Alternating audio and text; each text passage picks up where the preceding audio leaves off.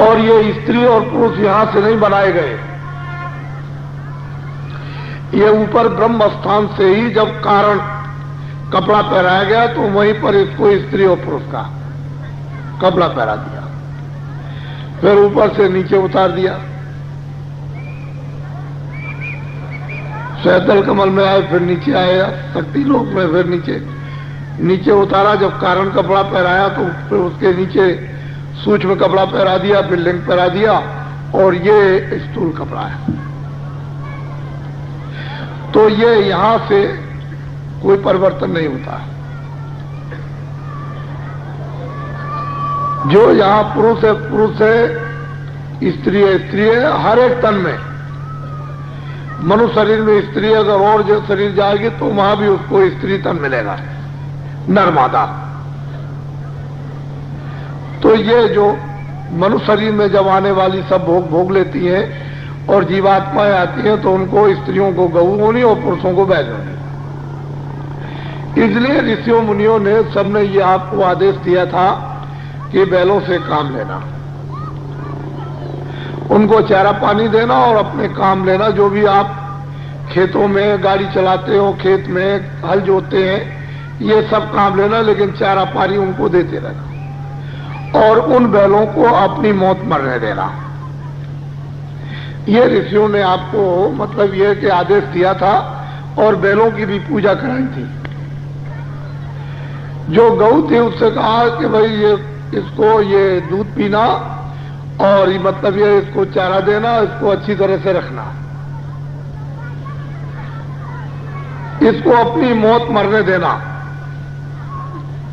इसका जब शरीर छूटेगा तो फौरन मनुष्य शरीर में आ जाएगी, स्त्री तन पा जाएगी, बैलों का शरीर छूटेगा पुरुष तन पा जाएगा। अब आप लोगों ने, आपके सामने कोई शिक्षा तो है नहीं कि चलो भाई कोई शिक्षा देश में गांव-गांव में होती हो। चलो हम सभी लोग, सभी वर्ग के लोग इस बात को अच्छी गहराई से कुछ सोचें और समझें, इस पर विचार करें, या हम इस प्रमाण को ढूंढें, तो वो तो आपके यहां कुछ होता नहीं। तो क्या हुआ, लोगों ने क्या कर दिया कि गाय को मार दिया, काट दिया, काट डाला।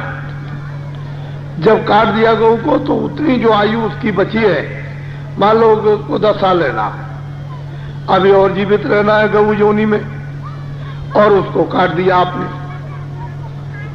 तो 10 साल वो प्रेत योनि में रहेगी। प्रेत योनि में रहेगी, चिल्लाएगी, रोएगी, भागेगी, दौड़ेगी, भूख होगी, ये सब किसी को लग जाएगी, किसी को कुछ होगा।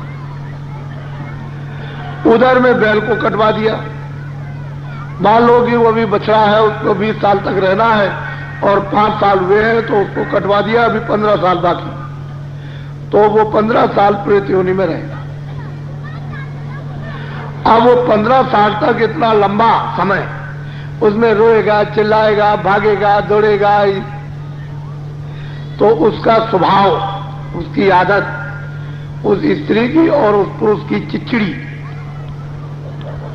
आदत हो जाएगी। जब उसका वो समय समाप्त होगा तो वो प्रेत योनि से फौरन मनुष्य शरीर में, वो गऊ आत्मा तो स्त्री तन में आ जाएगी और बैल आत्मा जो है वो पुरुष तन में आ जाएगी। अब यहां आकर के तो जो उसके संस्कार पड़ गए, पहले तो उसने 84 बोगी थी पूरी, लेकिन बीच में आपने जो ये काम कर डाला है कि वो बीच में मरवा दिए, तो अब प्रेत योनि में जाकर के वो चिड़चिड़े हुए। अब आपके यहां घर में जन्म लेंगे तो अच्छी आपकी कुटाई करेंगे, ऐसी स्त्री चड्डी आप पर लेगी, एक भी बात आपकी नहीं सुनी। आप चिल्ला चिल्ला पड़ोगे लेकिन कुछ नहीं। और घर में जो पैदा होगा वो बैल जो बच्चा बनेगा वो ऐसा छटाई कटाई करेगा, एक भी बात आप नहीं सुनी। ना वो मां को मानेगा, ना वो बाप को मानेगा, ना अड़ोसी पड़ोसी, उसका स्वभाव, उसके आचरण, नेचर सब खराब। अब ये हालत देश में हो गई है। बोलिए आप क्या किया जाए? कितने गाय काटी जाती हैं, कितने बैल काटे जाते हैं, और जो उनको भूतियों नहीं मिलती है, उनका जब पीरियड समय जब समाप्त होता है तो फिर इस पिंड में मनुष्य शरीर में आते हैं, नर नारियों के शरीर में। ये सारा ढांचा बिगड़ गया, खत्म हो गया, सब खत्म, कुछ नहीं रह नहीं गया कुछ। वो तो महात्मा अपने परिश्रम से कुछ कर ले तो कर ले, लेकिन बाकी कुछ रहा नहीं। और तुम्हारा दरवाजा सीधा खुल गया वापिस जाने का, नरकों में जाने का सीधा दरवाजा एकदम खुला हुआ है, वहां कोई रोकने वाला है नहीं। और तुम्हारे पास कुछ है नहीं जो तुम रोक लो, सीधा लौट जाओगे तो कितने युग और कितने कल्प तो आपको अभी हो गए, और आगे अब जाओगे तो कितने युग और कितने कल्प हो जाएंगे। वहां 4 खानों 84 लक्ष उन नस्लों में, योनियों में, अर्थात अनेक नरक है नाम के उन नरकों में। फिर ये समझ मिलेगा ही। तो आप तो इस विज्ञान को जानते नहीं, आपको तो कुछ मालूम है नहीं। दूसरी बात यह है कि हम एकाएक अगर लोगों को समझाएं तो उनकी जल्दी समझ में आएगा नहीं। लेकिन अगर क्लास बाई क्लास, दर्जा बाई दर्जा, कि अलीबे का है, फिर 1 का है, फिर 2 का है, फिर 3 का है, फिर 4 का है, लेकिन अलीबे वाले को अगर 5 का पढ़ा दिया जाए तो उसे क्या मालूम, कुछ नहीं। तो ये अपनी पराविद्या है, ये ईश्वरी विद्या है। जो लोग ईश्वरी विद्या को प्राप्त करते हैं उन्हीं के द्वारा ये विद्या मिलती है, और इसको कोई नहीं दे सकता। किताबें विद्या ये नहीं दे सकती हैं, वो तो कमाई होती है, वो तो अपना निजी अनुभव होता है, प्रैक्टिकल। और किताबें तो जिन्होंने अनुभव किया उन्होंने लिख दिया। अब ये मतलब ये है कि पराविद्या, इस विद्या में सब चीजों का बोध होता है,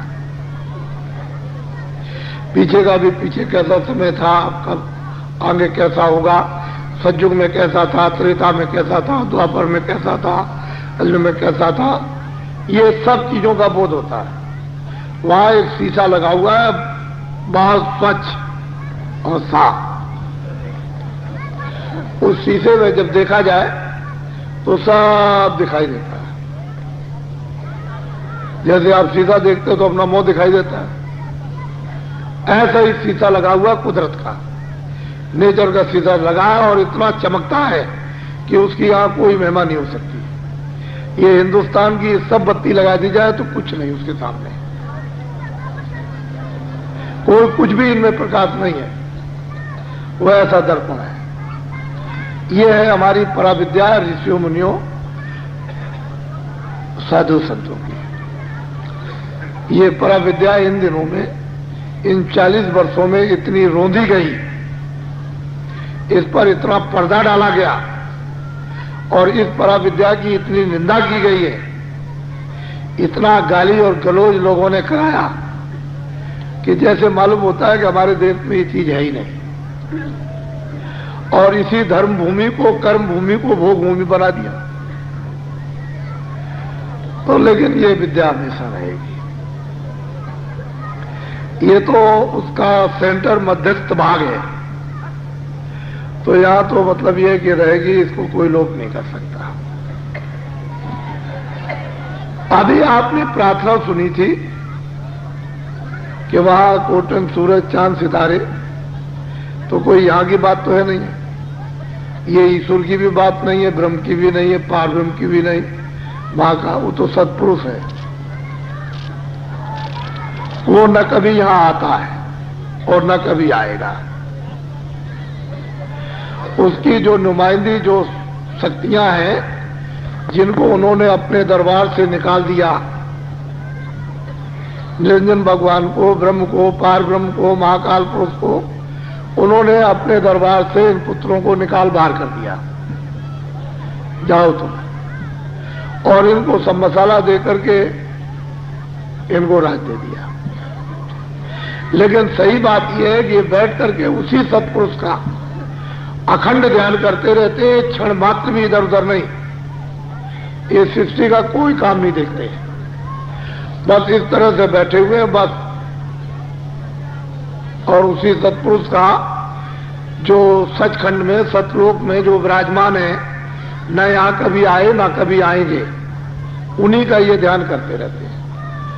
उनकी भेजी हुई महान आत्माएं जिनको संत कहते हैं वो यहां आती है और नीचे से लेकर ऊपर तक का सब समाचार, सब हाल जानती है, आद से लेकर अंध का, अंध से लेकर के आद का, ये सब उसी का ध्यान करते रहते हैं।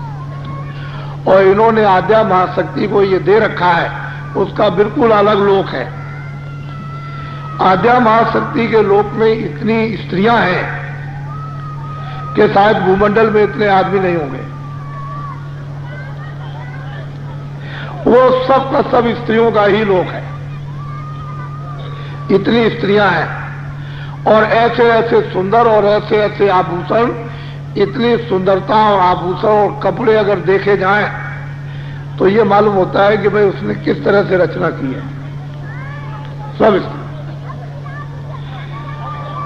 निरंजन भगवान ने अपनी आद्या महाशक्ति को ये आदेश दे दिया है